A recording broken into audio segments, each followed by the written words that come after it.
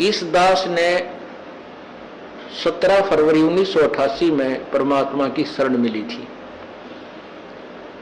और उस दिन के बाद 6 वर्ष 1994 तक दास ने जेई की पद पर सर्विस की। काम करते, अपनी ड्यूटी करते करते भी हम भक्ति करते हैं। हमारा रूल यही है, काम भी करो भगवान ना भूलो, बुराई छोड़ दो।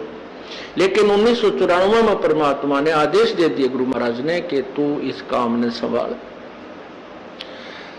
अब गुरु की आज्ञा का अवहेलन करना भगत का काम नहीं होता। जो गुरु वचन पर डट गए कट गए फंद 84 के। भाई जो गुरु वचन पर डट गए कट गए फंद 84 के। और उन्होंने अचानक मुझे बुलाकर पास बैठा लिया, कहने लगे आज से तू नाम दिया करेगा। और जितने भी वर्तमान संगत थी सबको कह दिया और सबको बता देना कि जो इसको गुरु नहीं मानेगा वो मेरा कुछ नहीं होगा। मेरे पसीने आ गए कि मैं तो 2 कौड़ी का जीव, एक मजदूर आदमी, और परमात्मा ये इतना बड़ी जो है ना, इतना बड़ा जिम्मेवारी का काम। और उनके पुराने पुराने भक्त निरे थे, लाल कपड़े पहन कर बाबा जी भी बन रहे थे, उनके साथ रहा करते। उनको सबको निकाल दिया था उनकी त्रुटियां देख जाकर। हमने नहीं पता था कि हो रहा है क्या इनका मालिक का उद्देश्य है। जब वो 104-5 साल की उम्र थी उस महापुरुष की, हमारे पूज्य गुरुदेव की। और कहा मैं तेरे साथ रहूंगा। और तीसरा शब्द एक दिन कहा था कि रामपाल तेरे सब बराबर संसार में संत नहीं होगा, पूरे विश्व में तेरे बराबर संत नहीं होगा। अब इस दास का और संत का के मेल था। हम तो भगत थे, दास थे, भगवान की भक्ति करते थे, अपनी नौकरी भी करते थे, बच्चे भी पालते थे। अब कहते हैं साध वचन पलटे नहीं, चाहे पलट जावे ब्रह्मंड, उनका वचन नहीं पलट सकता। उन्हें जो कह दिया सो कह दिया। तो वही ये फल गया। नहीं हमारी तो घर के ना सुने थे, शुरू में अकेला नाम ले रहा था। बालक भी तो बालक छोटे थे, वो तो घर जैसे कहूँ था मान जाते, उनकी माँ नहीं माने, फिर मेरे माता पिता नहीं माने।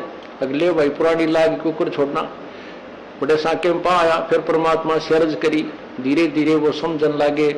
ना सुनते तो भी बोले जानता बावड़े की तरह। तो धीरे तो कान न कैसे बंद करेंगे वहां बैठे हुए। तो ये ऐसा निर्मल ज्ञान है, एक बार अंदर गया सुबह कैसी सिरंजा जानते काम करेगी दवाई। तो धीरे धीरे कान के माध्यम से ये दवाई भेजी जाती है। और आज देख लो रंग ला दिया परमात्मा ने। उस परम पिता पूज्य गुरुदेव जी की शब्द शक्ति से सब काम चल रहा है। और कबीर परमेश्वर हमारे सिर पर रहते। तो परमात्मा उस दिन के बाद सन 1995 में इतने 21 साल के बाद इतने पाठ हम घर घर पाठ किया करते थे। 3 दिन पाठ करते थे और एक दिन पहले जाना पड़ता था। ये दास स्वयं सेवा करता था, घर घर जाके उनके सब जहां हमने पाठ करने का स्थान देखना होता था उसकी सफाई करते थे। कईयों का देख कर कमरा होता बड़ा सा, उसी में पाठ भी करना, उसी में खाना भी बनाना, उसी में खाना भी उसी में, सोना भी उसी में। तो उस ढंग से अपनी सेटिंग कर लेते हम, इतनी जगह में पाठ कर लेंगे।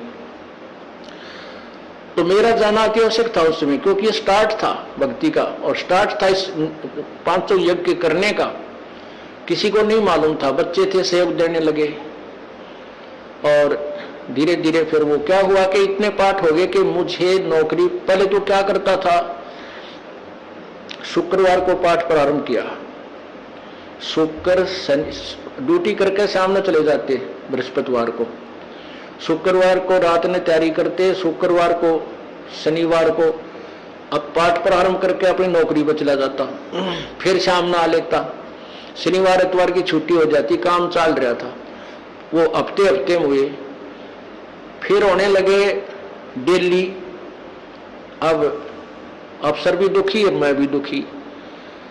तो फिर उस दिन रिजाइन कर दिया परमात्मा के नाम पर। 18 साल की नौकरी होगी थी मेरी।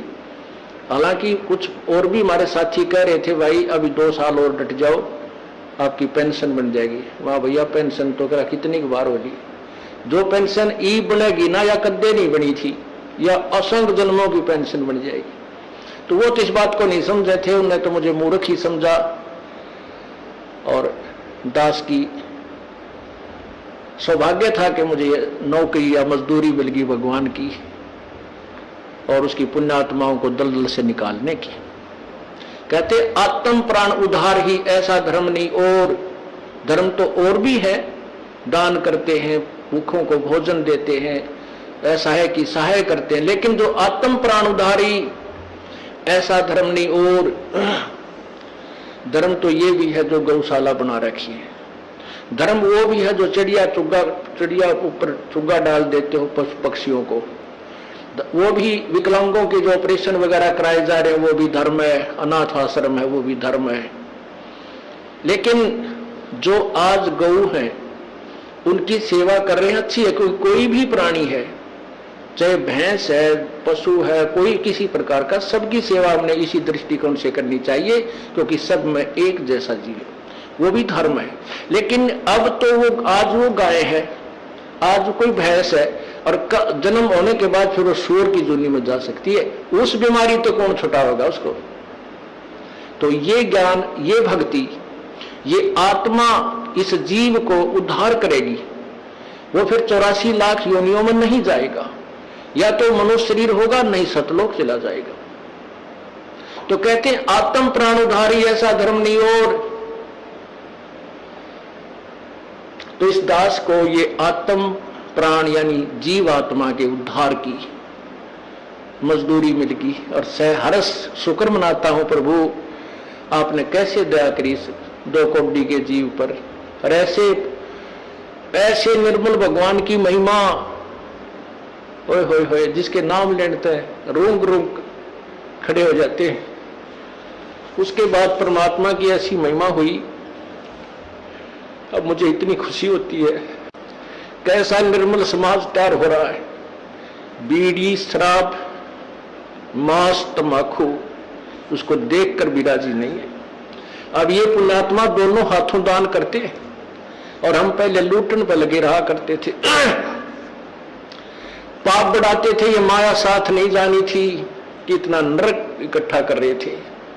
और परमात्मा क्या कहते हैं, सतगुरु के सिजदा करूं कर्म छुटाए कोटि, और जो ऐसे सतगुरु की निंदा करे फिर जम तोड़ेंगे होठ। अब जी जो लोग बिना देखे सोचे समझे और भक्तों की संतों की बुराई करते हैं, अब क्या बताते हैं कि सतगुरु के सिजदा करो जिसने कर्म छुटाए कोट, करोड़ों पाप कर्मों से हटाकर और पुण्य कर्मों पर लगा दिया। कितने पाप कर्म बचा दिए हमारे। और जैसे ऐसे सतगुरु की जो निंदा करते हैं, कहते हैं उनके जम तोड़ेंगे होठ, यम के दूत उनके इसे लठ मारेंगे, चाहे कितने लागो, मुंह पे, होठा पे। होठ इसलिए कहा कि इस पर ज्यादा दर्द होया करे, सोई भी बड्डी आया करे। तो कहते हैं वो जम तोड़ेंगे होठ जो बकवाद किया करते थे, संतों की निंदा करते थे। नित्यानंद जी महाराज ने यहां तक कहा है, भाई तू ना मानता ना, ठीक है अपना और काम कर ले, और कुछ कह सुन ले, पर संत की निंदा मत करिए, ये तेरे लिए बहुत जबरदस्त पाप बन जाएगा। लेकिन जो इस मार्ग से परिचित नहीं, वो नादान बच्चे आगे में हाथ दे देते, बिजली के तार को छू लेते, और ज्ञान होता सत्संग से, और सत्संग में ये काल नहीं आने देता। तो उस दिन के बाद परमात्मा की ऐसी रजा हुई कि बाग लाग गया भगवान का। और यही प्रार्थना करता रहा, परमात्मा तेरे बच्चे तुझे समझे पहचाने, दास को ये नौकरी दी है, इसमें सफल भी आप ही करोगे। इन लोगों ने तो आपको भी नहीं बख्शा था, जब जिस समय आप यहां आए थे काशी में 120 वर्ष रहकर गए, सारा जीवन आपके पीछे पड़े रहे। उन दुष्ट आत्मा स्वार्थियों ने अपने स्वार्थ के लिए जनता को सत्य ज्ञान नहीं समझने दिया, और परमात्मा को बहुत यातनाएं दी गई। अब उनकी जो यातनाओं, उनके साथ जो हुए संघर्ष को देखकर इस दास का दिल डटा हुआ है कि हमारे साथ तो अभी कुछ भी ना हुआ है। जो उस परमात्मा के साथ कितना तेल के कढ़ाई में डाल दिए, कितना काट काट के घेर दिए, कितना कुएं में डाल के ऊपर तो डले ठोक दिए, फिर भी डोके न पाए। वो तो समर्थ थे, और जनता कुछ नहीं बिगाड़ सकी और ना ही उनको समझ सकी। समझना चाहिए था, कुछ लोग समझे भी थे, लेकिन बाद में फिर वो ठीक ढंग से ना लगे तो भगवान ने उनको स्वयं ही रिजेक्ट कर दिया था। परमात्मा क्या बताया करते थे, कैसा ऑथेंटिक उदाहरण दिया करते थे। पुण्यात्माओं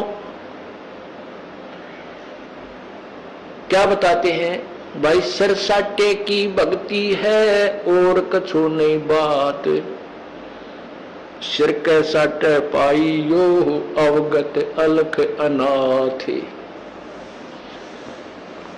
अब शीश कैसे देना है, शीश ये नहीं कोई काट के सिर चढ़ा दे भगवान के चरणों में, ऐसे नहीं। जैसे आपको परसों के सत्संग में सुना था कि गुरुदेव को समर्पण कर दिया जाए। समर्पण का अर्थ यह है कि जो आज्ञा दे वही की जाए, चाहे वो बुरा लग रहा है चाहे अच्छा लग रहा है, उसमें हमारा हित है, अति हित होता है। और संत क्या कहते हैं, भाई बीड़ी शराब मांस तम्बाकू ये मत पीना। संत कहते हैं चोरी जारी नहीं करना, डाके ना डालना, किसी की जेब ना काटना, ये महापाप है तेरे लिए। अपना करके खाना बेटा, भगवान भजना, इससे तेरा कल्याण होगा।